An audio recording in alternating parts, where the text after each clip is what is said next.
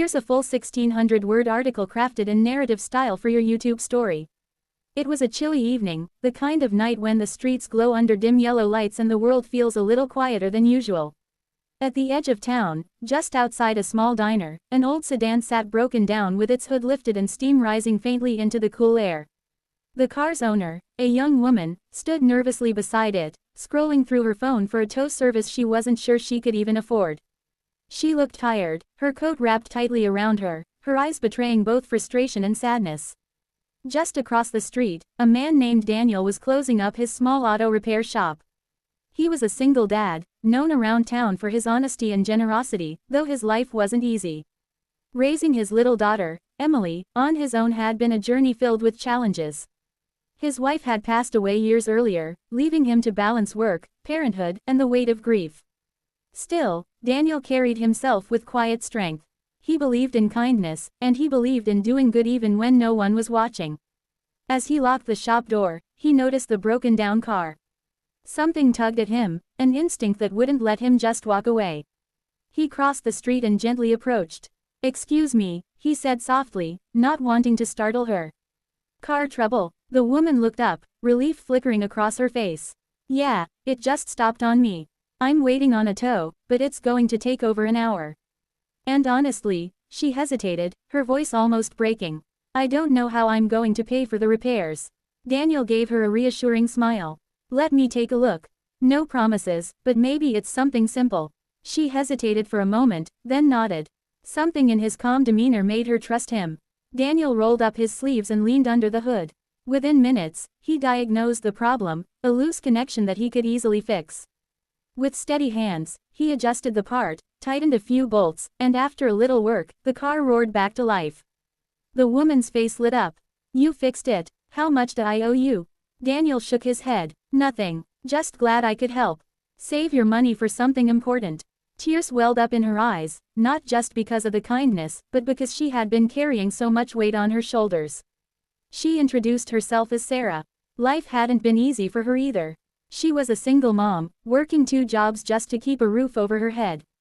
Her daughter, Lily, was her world, and every day she fought to give her the best life possible.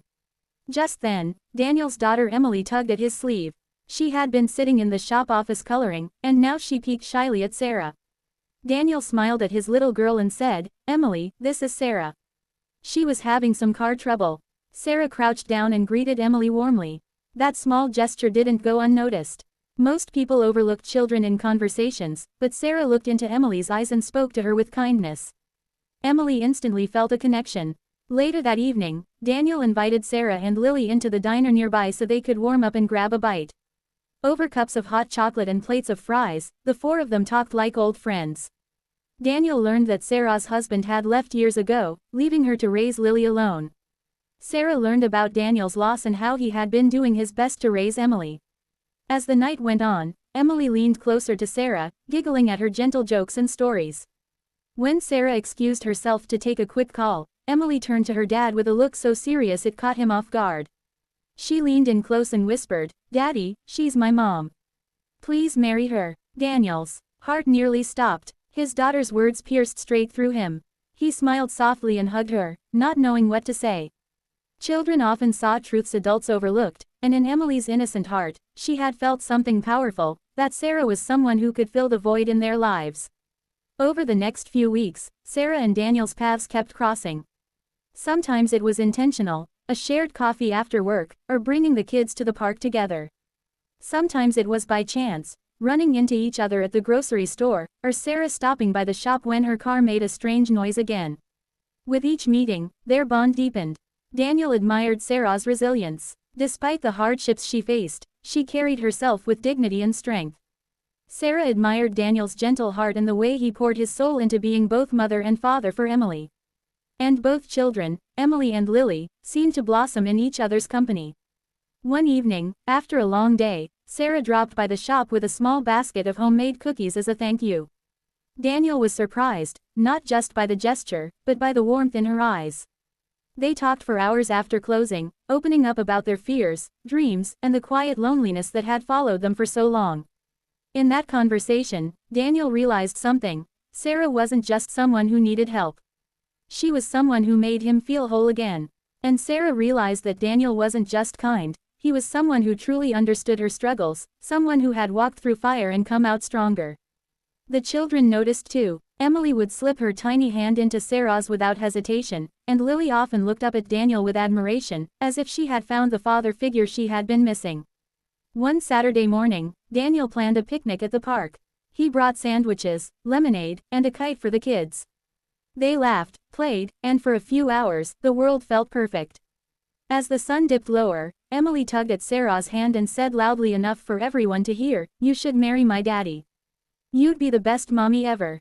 The moment hung in the air, filled with both awkwardness and sweetness.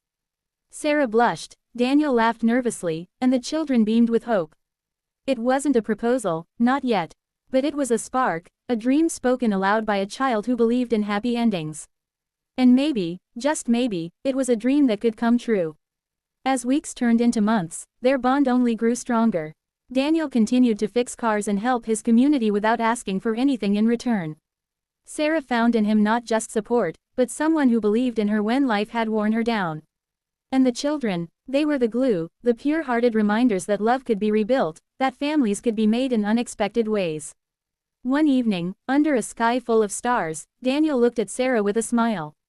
"You know," he said, "Emily might be onto something." Sarah laughed softly, but in her heart, she felt the same.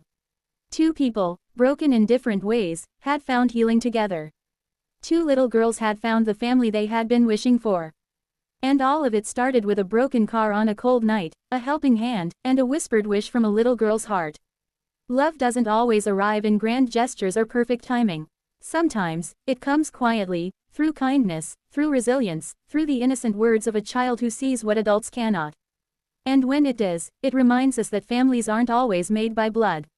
Sometimes, they're made by love, by choice, and by the courage to open your heart again. And so, this story is more than just about fixing a car. It's about fixing hearts. It's about the power of compassion, the bravery of single parents, and the wisdom of children whose hearts recognize love before words can describe it. Because in the end, Emily was right. Sarah wasn't just a stranger who needed help. She was the missing piece. She was family. Would you like me to also add emotional pacing cues like soft piano plays, camera zooms on teary eyes, so it flows like a full narrated YouTube script instead of just a written article?